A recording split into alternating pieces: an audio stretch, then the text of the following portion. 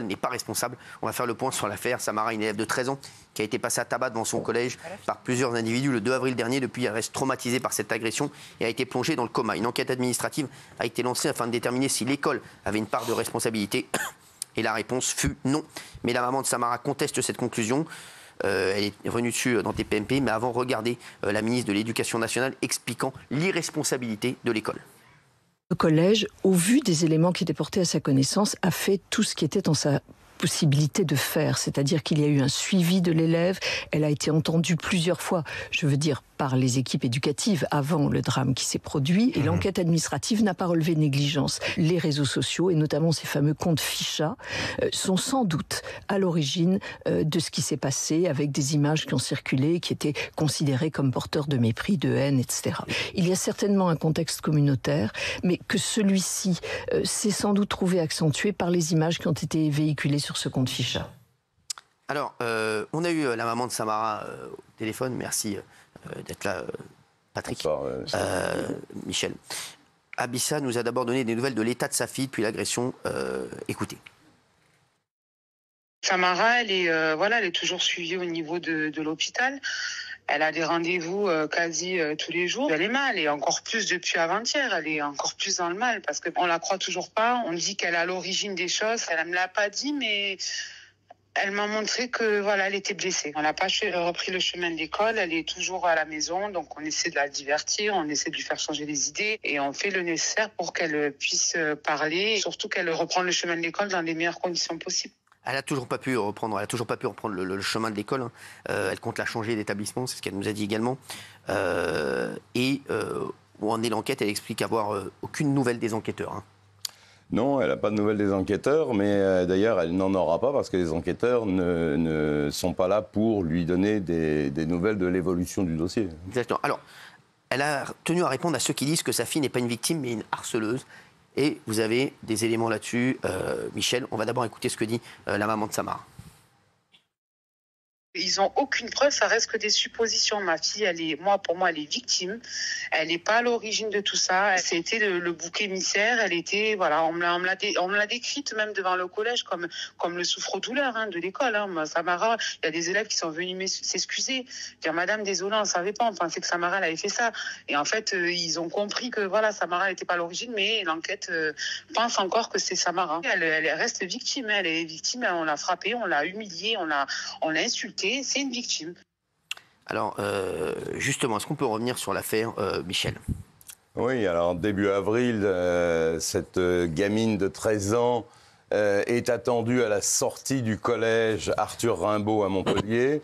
Elle est quasiment kidnappée par une jeune fille, entraînée vers un groupe de jeunes qui vont à 3 ou 4, alors qu'ils sont une vingtaine, la rouer de coups et la laisser, non pas pour morte, mais en tout cas dans le coma.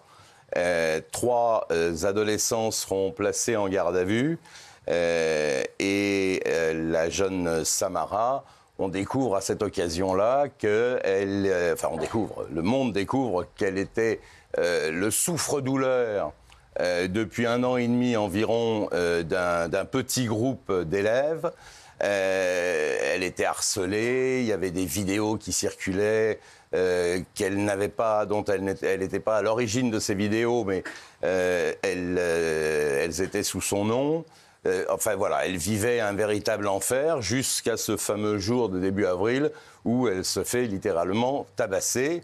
Et là, tout le monde semble découvrir que les faits, alors que la mère, après il y a 2 versions, la mère dit qu'elle avait été prévenue, qu'elle avait prévenu surtout le collège de ne pas la laisser sortir parce qu'elle était en danger et que par les réseaux sociaux, on avait organisé un guet-apens.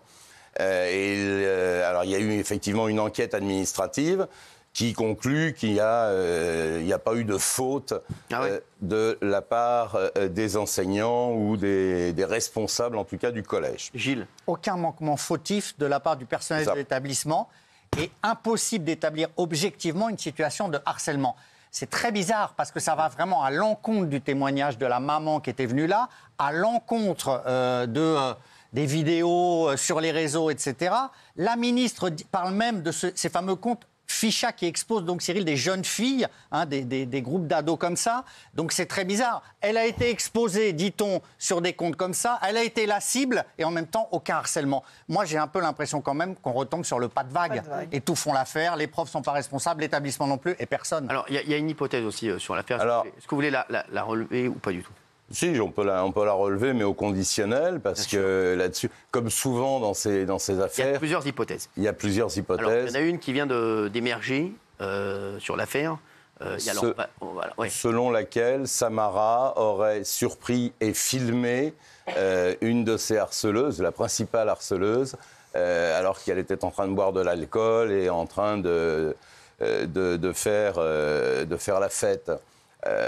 Alors qu'on lui reproche à elle d'être mécréante. Donc, elle aurait mis cette vidéo sur les réseaux? Et on lui reproche d'avoir, au conditionnel toujours, elle aurait mis sur les réseaux cette fameuse vidéo. Et il lui aurait demandé de l'enlever, elle n'a pas fait. Et voilà, et donc la réponse, c'est le guet-apens du début du mois d'avril. C'est une hypothèse, bien sûr, à prendre avec des pincettes, mais c'est une des hypothèses qui a été évoquée par les enquêteurs d'après nos infos, hein, Gilles. Oui, harceleuse voilée. Est-ce que vous aviez... oui, c'est ça, c'est une des infos que j'avais. Une des infos que j'avais, qu'on avait un petit peu tous ici. Oui, c'est ça. C'est ça qui est important. C'est ça. C'est que cette harceleuse en question, celle qui a harcelé Samara, elle est habituellement voilée. Et là, justement, Samara l'aurait filmée comme non voilée et en train de s'éclater. En train de boire de l'alcool. Est-ce que vous aviez aussi... Oui, c'est la thèse de la vengeance, du règlement de compte. Et je suis désolé, quoi qu'on en pense, ça ressemble quand même à du harcèlement. Bien sûr. Voilà, donc le mot harcèlement, moi je continue à le prononcer. Alors, l'enquête administrative, rien. Il y a, si je puis dire, heureusement, l'enquête judiciaire et 5 mineurs sont mis en examen pour tentative de meurtre. Donc de ce côté-là, c'est vrai que la maman n'a pas de nouvelles, mais l'enquête va avancer à son rythme. Et l'avocat de la maman de Samara, lui, est totalement révolté par les conclusions du rapport administratif. Oui, c'est vrai que... C'est sidérant, on est estomaqué de ces conclusions, il faut le dire. On sent tout de même une pression même sur la mère, je dois dire. Parce que quand elle dit à chaque fois c'est une bonne musulmane, ma fille, elle fait ses prières et tout ça, tu vois, se sentir obligée à chaque fois de rappeler ça, je me demande pourquoi elle le fait. Alors justement, elle a tenu à faire passer un message à travers l'histoire de sa fille. Écoutez. Surtout, il faut parler, il faut dire les choses et j'espère que ça ne sera pas le contraire parce que ça pousse les gens à se taire encore plus en fait, au final, se dire regarde Samara, l'histoire de Samara, elle a fait tellement grand bruit, regarde tout ce qu'elle a vécu. Ils ont déterminé que c'était pas du harcèlement. Moi, même si on me fait un tiers de ce qu'on a fait à Samara, je serai encore moins entendue, quoi. Il faut vraiment que ça soit mis en place de partout et vraiment peut-être plus creuser sur le cas de chaque élève, de chaque personne qui se sente victime, quoi. Bien sûr, nous on pense d'abord à Samara, on espère qu'elle va aller mieux, hein, surtout Samara et à sa maman aussi. Voilà, mais c'est vrai que c'est ce qui a été évoqué aussi, hein, Bernard, ce que vous disiez, hein, Gilles. Oui, il y a ça qui est prégnant, c'est vrai.